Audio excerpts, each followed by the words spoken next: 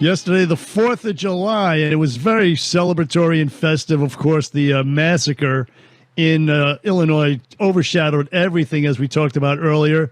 Sid Rosenberg on vacation this week, a well-deserved vacation.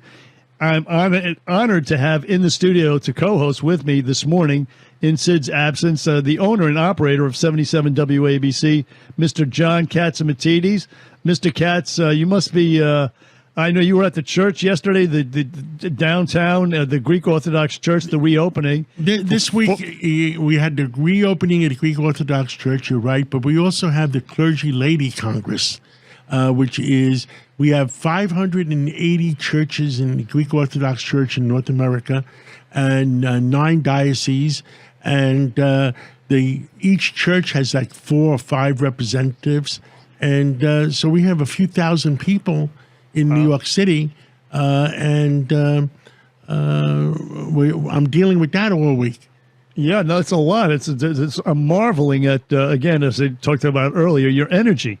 I mean, you did the show yesterday. It was a great show, 4th of July show, the only live show in town, and it was terrific all morning long. But then Cats at Night and the church, and, of course, you're going to do Cats at Night again tonight with Eric Gonzalez, the Brooklyn DA, for a full hour at 5 o'clock, which is a must-listen, ladies and gentlemen.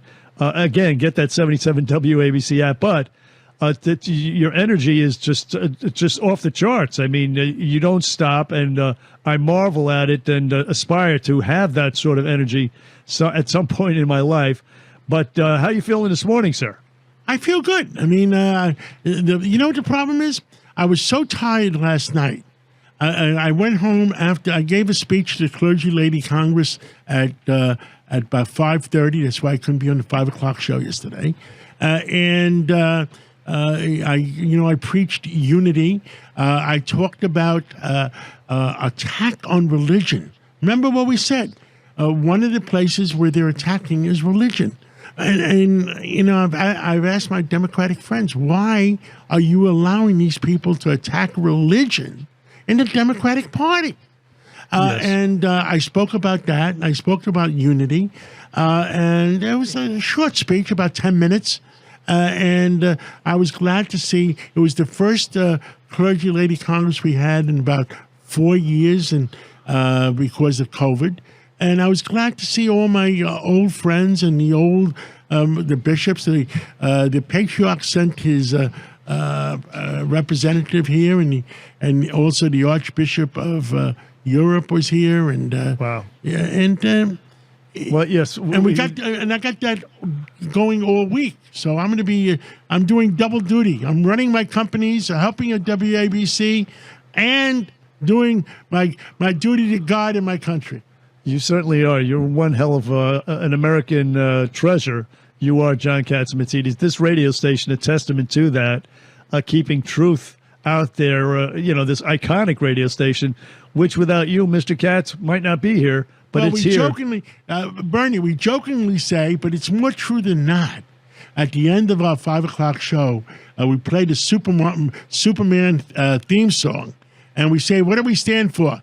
Truth, justice, and the American way. Yes, and you know sir. something? Those words are so true in those days, and they should be true right now. And I don't want to change the American way. We have a great America. And the people that don't like it, leave. Exactly. Go someplace else. We'll buy you one-way tickets to Venezuela, because why is the United States, if the United States of America is so bad, why are people trying to break in here? Nobody's trying to break into Russia. Nobody's trying to break into Iran. Nobody's trying to break into Venezuela. Well, these people, quite the opposite. All these people that hate America, forget about picketing. Just leave. We'll buy you tickets. We'll buy you one-way tickets. Yep. But we'll pack you a lunch, and good riddance to you. Yeah. No, you don't have to pay us back for the tickets. We're just one way and just go. It is such a pivotal moment in this country's history, this country's future right now, right here, 2022, the November election. It really is. Despite this massive indoctrination by the woke people, the woke-tards, I call them, in schools, the entertainment, the military. I think things are turning around. I really do. I think people are experiencing epiphanies. They're realizing what's happening. I believe that. You look at the polls of Latinos, which we've talked about before. Latinos who come from a lot of these impoverished countries, they don't want this place to turn into where they came from. They see what's happening. They see the people, the types of people who are trying to affect this, but back to communism, or not back to communism, but towards communism. Here, that's what wokeism is communism. And they don't want that. Nobody wants a new liberal world order. They just don't want it. I've talked to a lot of Democratic friends. And, we have David Patterson in the studio 2-3 days a week. And he is mad as hell about what's going on in the Democratic Party. And all I'm saying is there's a lot of Democrats that do have common sense, but they don't have the courage. They rather get reelected than have the courage to stand up to these crazies. People. These crazy, the green zealots, and and don't forget what I said to you. A lot of them, the new people that got won, are being funded by foreign money, and the FBI knows, and they're looking into it. They're being funded by foreign money.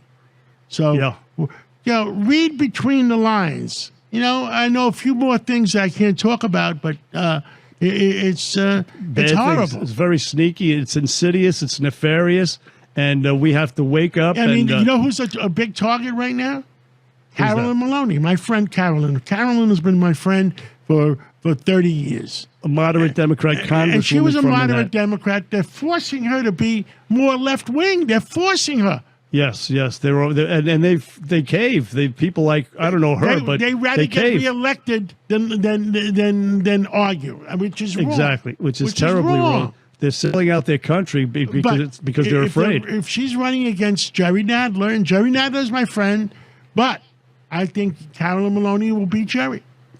Well, let's hope so, because there's nobody worse than that guy. I know he's your friend, but he votes with he votes with the crazies. Well, I don't know. He changed. I ran his campaign along with Scott Stringer in 1984 for borough president. And he was a smart guy. He was a Stuyvesant graduate. He's a smart guy, knows everything. But he changed. And I don't know why he changed so far to the left. Yeah, well, politics, I guess, and pressure. And some people would posit, and I know he's your friend, but cowardice. They're afraid. That's what afraid means. Means you're a coward. You're afraid of these loudmouth crazies who are going to primary you, and you shouldn't be. You should stand up for your country. Buy a bigger baseball bat. That's just yes. But it's they'll back down. And let me tell you something. The FBI should continue to investigate it, because some of these people that got elected, the AOC types, the funding came from foreign money.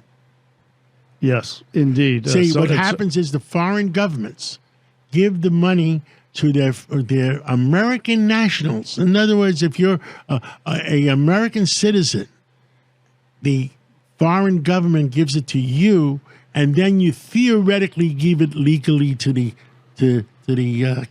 person running for Congress. That's some real heavy, deep stuff right there. See, you got some. Listen, I know stuff that I can't really talk about, but that's basically what's happening. On the bright side, the #1 movie of the summer was Top Gun Maverick, which is unapologetically pro-America. So if you look for signs that things are changing, turning around, look at that. The #1 movie, Top Gun Maverick.